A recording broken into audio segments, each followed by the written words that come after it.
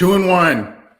The Cincinnati Bengals are 2-1 after a big win in Pittsburgh, and they are feeling pretty good about themselves. The division was gridlocked at 1-1 going into this Sunday, and unfortunately, the Ravens pulled off a last-minute win, a miracle win in Detroit that would have made the division a lot more interesting for the Bengals and everybody else. But the Bengals beat the Steelers. They take care of their business, beat them pretty handily, quite honestly, in Pittsburgh. Their first road win in Pittsburgh since 2015. Zach Taylor's second road win as the Bengals head coach, and Joe Burrow's first road win as the Bengals quarterback. So, as a lot of you are saying, Ceiling Cat saying, "Who day we rolled the Steelers." Robert Hall saying, "What a win, who day." And of course, we cannot put it any better than Dave H with three simple letters, LFG. And I think, even though it's a family-friendly program, we know what LFG means, ladies and gentlemen. So, Cincinnati Bengals come up victorious against their hated rivals, the Pittsburgh Steelers, 24-10. And really, there are points in this game where, in different aspects of it, and we'll get to the stats, the numbers, the data, all that kind of stuff. There are points in this game where you say, Bengals should have had this game even wrapped up shortly after halftime, really. There was a 10-point swing right before and right after halftime where the Bengals got 10 points on two critical drives right before half, right after they received the ball at half. The defense largely played very well against the Steelers. But, I mean, if you look at some of the other statistics and things of that nature, you could say the Pittsburgh Steelers lost a bunch of opportunities as well to make this a more competitive game. Still, Cincinnati Bengals needed this game, not even like, if you want to just even put it into the scope of, they needed this game to remain a viable playoff candidate, if you even believe they are as such, in 21. They needed this game for that purpose. But they needed this game for the direction of the franchise under Zach Taylor, under Joe Burrow. This is a game you have to have. Now, this was not the same Steelers team that we've been accustomed to, because there are a lot of injured players. Alex Highsmith was out. TJ Watt was out. Those two injuries made a big difference. Make no mistake about it.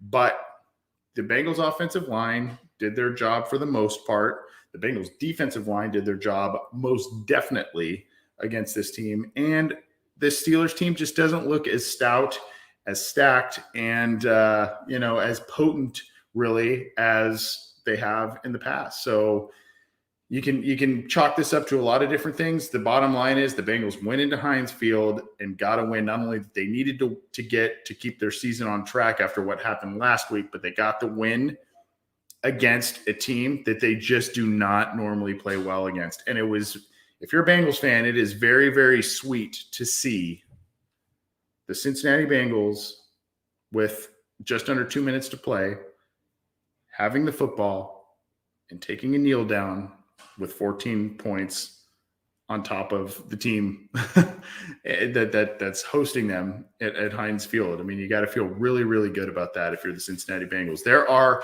a lot of different things where, the funny thing is, if you're the Bengals, you look at this game, you say, this wasn't even close to our perfect type of game.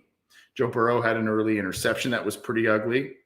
The defense played largely well. However, there were just long drives. And then when Chidobe Awuzie left the game with an injury, you have him leaving, and the corners that were out there without Awuzie or Waynes, you have Phillips and Apple. And that was a big, there was quite a bit of exposure there in terms of what the Bengals could let up on defense in the passing game. There was a play at the end of the game where James Washington really could have had a long bomb and gone all the way. He had Apple beat down the left sideline that would have made it a one-possession game.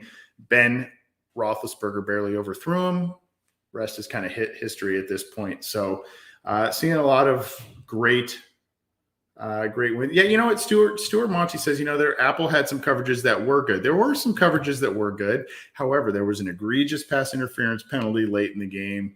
There were a couple times that he was beat. I mentioned the Washington play. A couple times otherwise that he was beat. Awuzie is quietly a very good player. Now, there was a couple of plays early in this game that Awuzie kind of had some not his greatest moments, but Awuzie is a very, very valuable guy in the secondary to this team. And when you get him back, he left with a groin injury. I think he's going to be okay.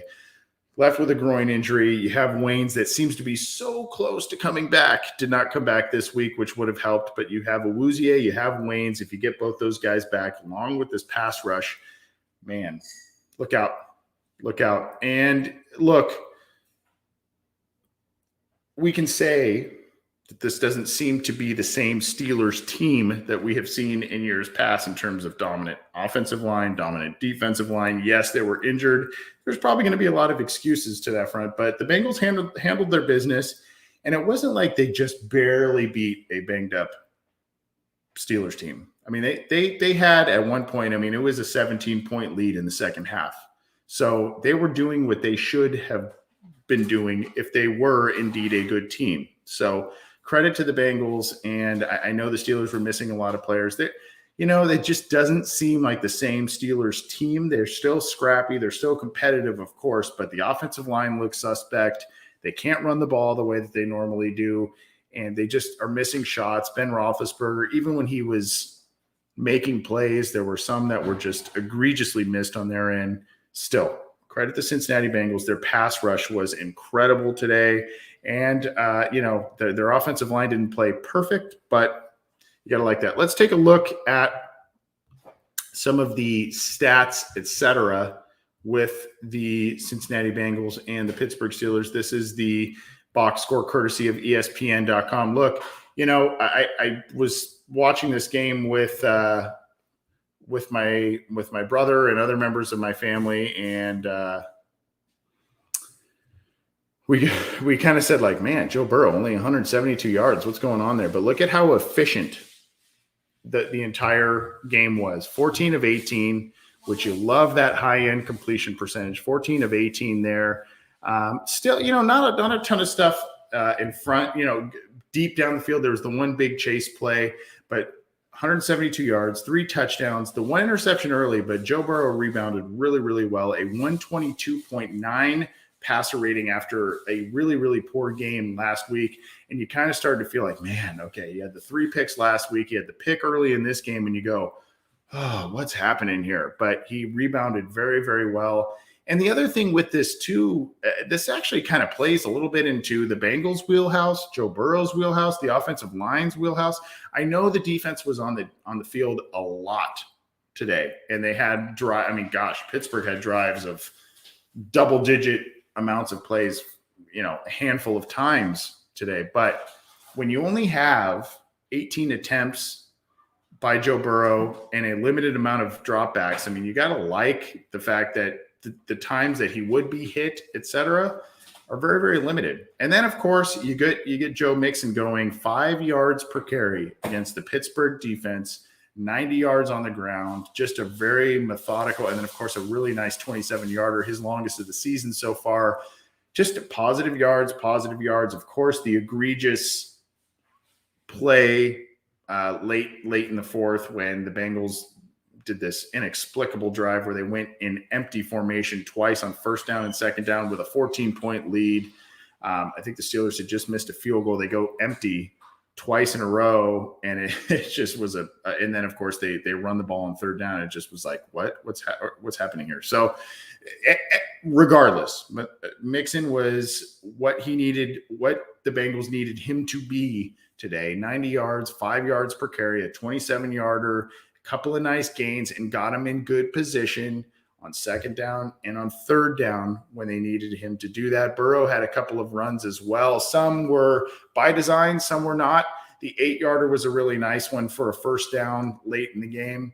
5 carries, 7 yards there. P. Ryan didn't do much there.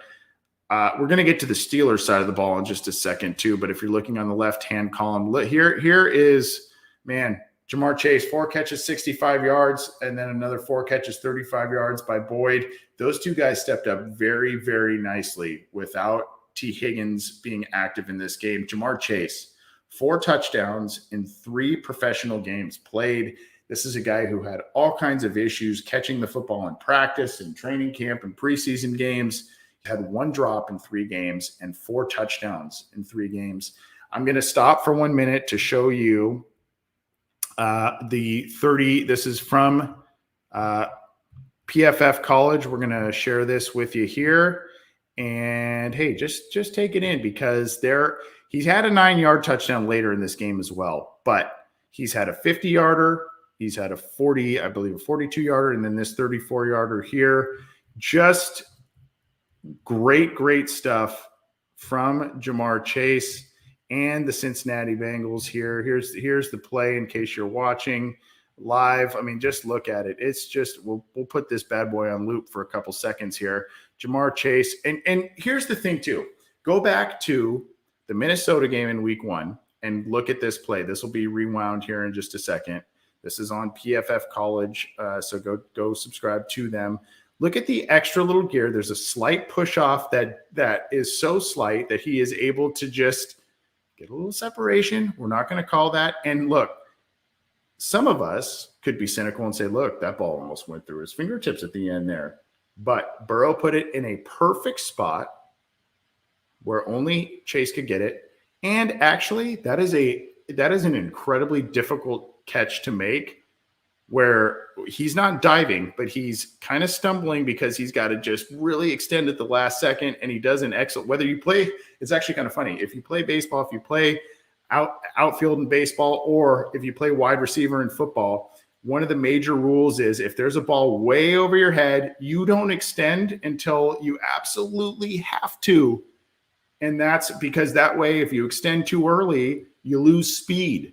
You actually lose speed. And if you see this, Chase does this perfectly, where he doesn't extend until he absolutely has to at the end of the play here, catches it on the fingertips. It does kind of go through his hands a tiny bit, but the guy corrals it. Tough catch to make, a great play, and an absolutely critical one.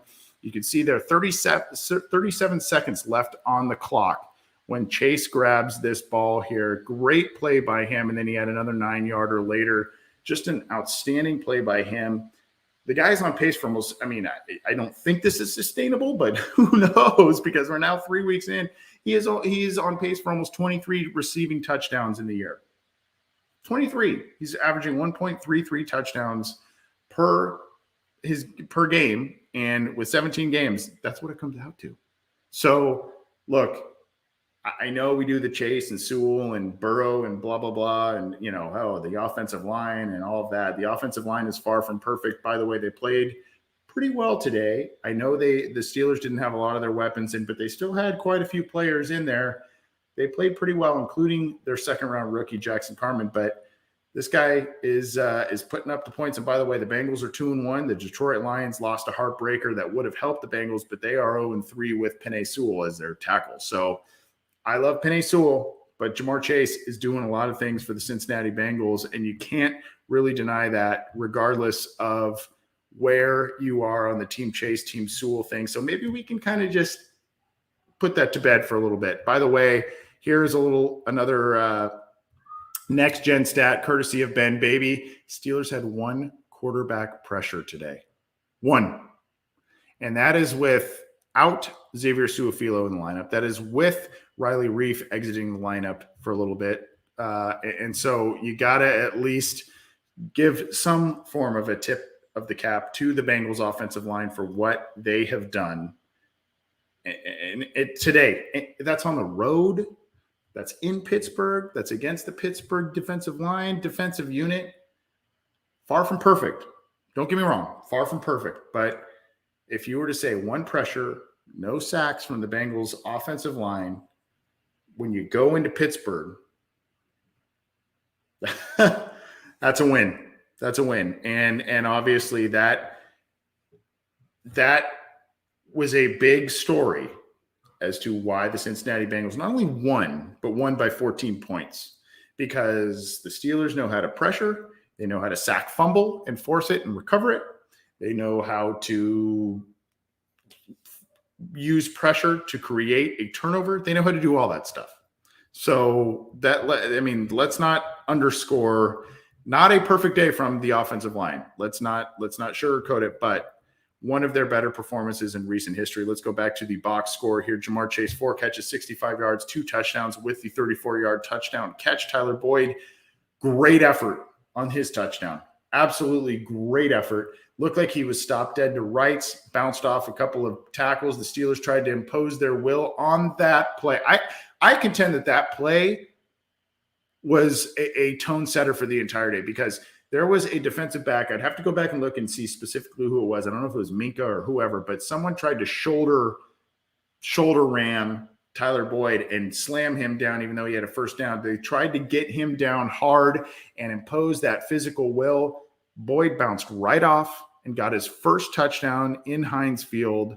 And so, he's a big player for the Bengals, and obviously he's a Pittsburgh guy. So him getting that touchdown in Pittsburgh is a big deal. 4 catches, 36 yards. But look, there just wasn't a lot of attempts. Chris Evans, 2 catches, 26 yards, a couple of really nice catches. One was a crucial first down conversion on 3rd down. Just, he's making some nice plays. Mike Thomas had a 19-yard catch on his only target.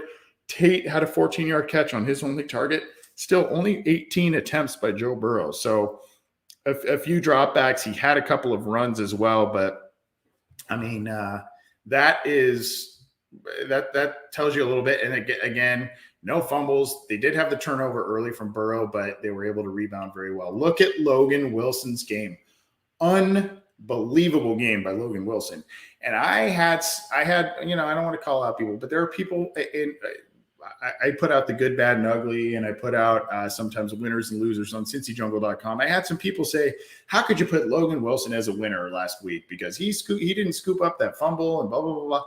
He had a great game otherwise from that. And again, today, 2 interceptions, 14 total tackles all over the place. This guy is a budding star for the Cincinnati Bengals defense, and things are coming together very, very well for Lou Anarumo.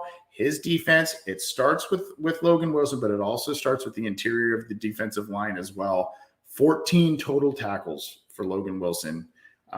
Just a great game by him. And you could argue that the Bengals may not have won if not for Logan Wilson's defensive performance. Jesse Bates, 8 tackles, a tackle for loss there. Davis Gaither out there quite a bit. And I think they did that because Davis Gaither is a guy who's pretty adept at pass coverage, but he also, the Bengals were trying to keep things in front of them a lot today because they didn't really, it sounds weird to say, they didn't really respect the deep ball from Ben. And so Davis Gaither, they felt with his athleticism, they felt that they could get out there. He could get out there and make some plays. 7 total tackles there. Eli Apple,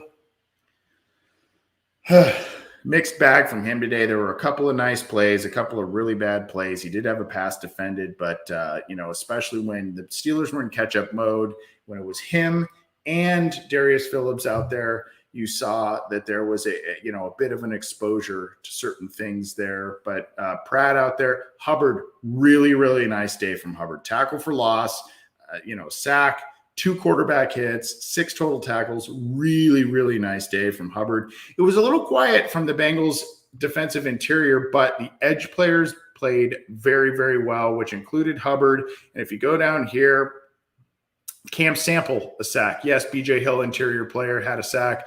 Trey Hendrickson, multiple pressures, a sack. And then, of course, you see 2 quarterback hits there. Trey Hendrickson looking like one of the better free agency acquisitions by the Bengals, particularly for the position he plays and the importance of it in recent memory. So Trey Hendrickson, Cam Sample, Sam Hubbard, all coming off the edge, making some nice plays. Larry Ogunjobi still making his presence felt. BJ Hill, his 3rd sack in 3 games there. You're sacking Ben Roethlisberger 5 times, you're going to win the game. If you give up none and you sack Ben Roethlisberger 5 times, you're going to win the game. That's the bottom line. And that's exactly what happened today.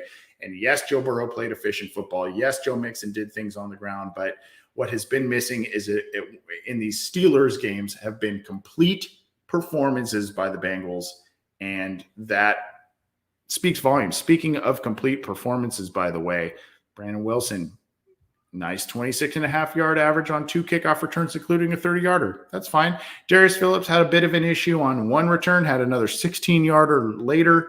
So, I mean, there's a little bit of good and bad in there. And then you go to Evan McPherson, for crucial 43-yard field goal, all 3 extra points, remains absolutely perfect on the season. And then look at Kevin Huber.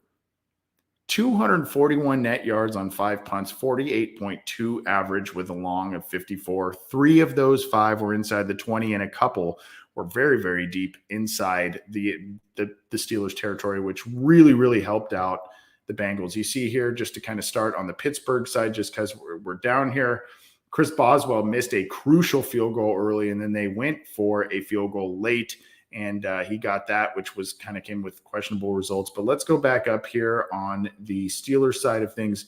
Ben Roethlisberger throwing the ball almost 60 times, 2 interceptions, 1 touchdown. He had 318 yards, and you can sit there and say, wow, 318 yards, and he had 4 sacks, 70.9 rating, missed a lot of throws, and then he also had a lot of drops from his receivers there. Najee Harris, 40 yards on the ground.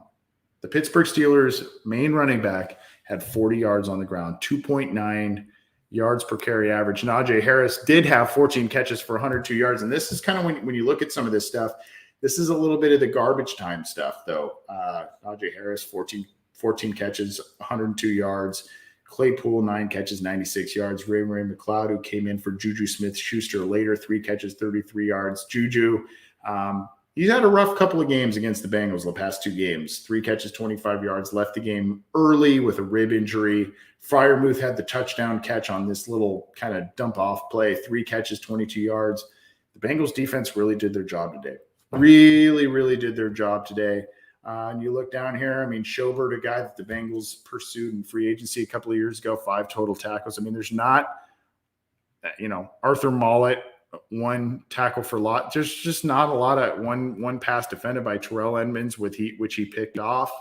There's just not a lot here where you go, wow, the Steelers defense really took it to the Bengals. There's not a lot there. So credit to the Bengals defense, credit to their efficient offense when they had the ball. Unfortunately, the one thing that I can say that the Bengals defense did not do today, they did not and there are times where they basically, kind of closed the door on the Steelers even making a comeback, but there were times where the Bengals really kind of let the Steelers back in on 3rd and long situations, 2nd and long situations. The Steelers put themselves in a lot of precarious positions on offense in this game. This game could have been a lot worse for the Steelers in a lot of different regards if the Bengals defense just kind of said, hey, holding penalty, sorry, we're not going to let you do that on that drive.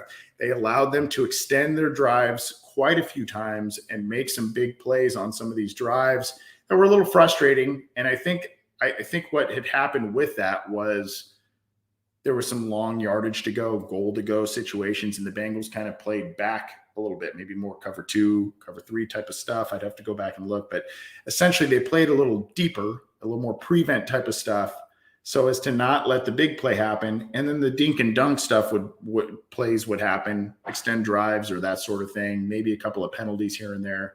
And they let drives extend further. There was one in the 4th quarter. I think it started at the Pittsburgh 2-yard line, and they ended up getting a field goal out of that. So you can't let that kind of stuff happen if you're the Bengals defense. But hey, I mean, they gave up 13 points against the Bears. They gave up 21 points against the Vikings in I have to whatever, in 5 quarters of play. Another 10 points against the Steelers. I mean, the Bengals defense, in terms of allowing points, creating turnovers here and there, and of course getting after the quarterback, they have 10 sacks in 3 games. They had 17 sacks all last year, the Bengals defense did. They have 10 sacks in 3 games. That's the type of improvement that you want to see.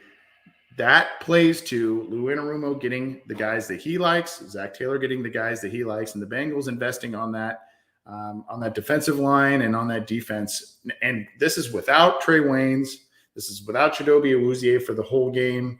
This is without Ricardo Allen, some of the guys that they are really relying upon in the secondary. And, of course, no Joseph Osai, no Wyatt Hubert, any of those guys as well. So, this isn't still the full picture, but You're getting a good look at a lot of different things. And if this rotation up front stays healthy, this continues to be a really, really tenacious defense. And I really, really look forward to seeing what they can do going forward. A huge win. Look, there were some people who believe that this may be, the division runs through Baltimore and Cleveland. Maybe so at this point. Maybe so. I would agree with that. But you can't beat a Baltimore. You can't beat a Cleveland without going into Pittsburgh, even a battered Pittsburgh team, even an older Pittsburgh team. You can't beat those teams if you don't learn how to win these types of games. And this type of game is a major confidence builder for the Cincinnati Bengals. They are really, really building their confidence. This is the type of game that really changes the direction of the team, not only for this year, but kind of changes the mindset as to what they are going to be going forward. Now, I mean, they could, we felt really good about the Vikings win. A week later, we felt like, man, that was a game you should have had against the Bears. And then all of a sudden, here we are again at 2-1. We're feeling really good about things. You drop an easy game at home, or a supposedly easy game at home to a winless Jacksonville team. Obviously tunes are going to change, but if you go into this first month and you start 3-1 and you take care of business, you're feeling pretty good. You're feeling pretty good about where you're at as the Cincinnati Bengals, given a team that won 4 games in a tie last year and 2 games the year before. I mean, if you're 4-1 in the first month, or excuse me, 3-1 the first month, and you've got, you still have some daunting games going forward, but the Chiefs, all of a sudden, they're 1-2. That game is still going to be very tough, but that doesn't look as daunting of a task. You have the Packers and Aaron Rodgers. That's been a mixed bag, 1-1 at this point. They got blown out week 1, took care of business in Detroit, or against Detroit, rather. You've got Detroit coming up. You've got Jacksonville coming. So you've got a lot of, moving parts on this. And this was a game that I didn't, as the schedule came out and the season began, I said, hey, I think the Bengals are going to split with the Steelers, but I think they're going to win at home. They're going to lose at Heinz Field. They surprised us, at least some of us. They surprised us in getting this win. If you look back now, as this game got closer, again, with the injuries and all that kind of stuff, you gotta tip your captain. But hey, look, this game is without T. Higgins. This is without Awuzie. This is without Trey Waynes. This is without a couple of other important players, and the Bengals still get business done in Heinz Field in Pittsburgh. Big win for Zach Taylor and the rest of the crew. Oh, by the way, Zach Taylor in the locker room after the game gave Logan Wilson a game ball. I don't know if he gave others game balls, but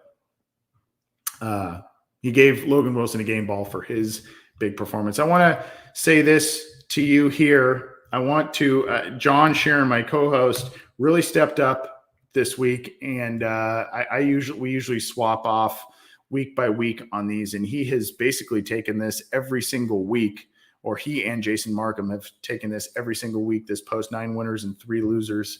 The winners and losers post, always an entertaining read. So I put the link in the live chat. You can see here the winners: Jamar Chase, Sam Hubbard. I would have put Trey Hendrickson in here, John, just to let you know.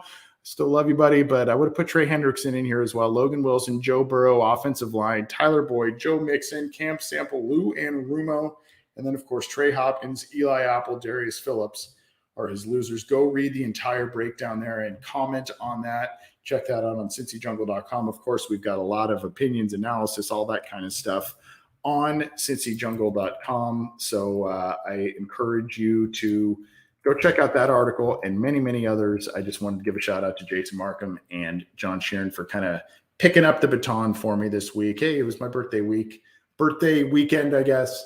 So them picking it up and running with that, I greatly appreciate that. And so, and of course, John does a great job as always on there. Before we get to a couple of other things, including the live scoreboard or scoreboard as of Sunday afternoon, Sunday evening, I want to tell you all that you got to go check out Simbull, Simbull. .app/OBI. And of course, if you use the promo code OBI, you can get a free week of Symbol Gold. Symbol is the stock market for sports. You can see here, and there's a nice link there that you can just join in there and use the promo code OBI. You can buy shares of teams like it's the stock market.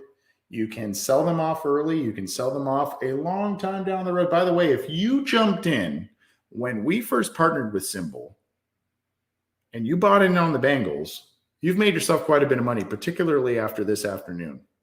So Symbol, you can go and make money on teams like their stocks. You can go invest in them, whether it's a short-term play, a long-term play, what have you. Go buy shares of teams like it's the stock market, sell them off, make some money, whether it's a team you're passionate about, one you just see opportunity with, go do it. If you play fantasy football, if you play survival football, if you play any of that kind of stuff, if you play the stock market in general, this is something you got to check out. SIMBULL, symbol.app/OBI. Go check it out. We are enjoying our partnership with them. Before we get on out of here, let's get to the scoreboard, at least as of Sunday afternoon, Sunday evening, depending on when you are joining us. You see here the Jets and the Broncos. At least I think this is refreshed at this point. The Broncos are beating the Jets handily, 23-0.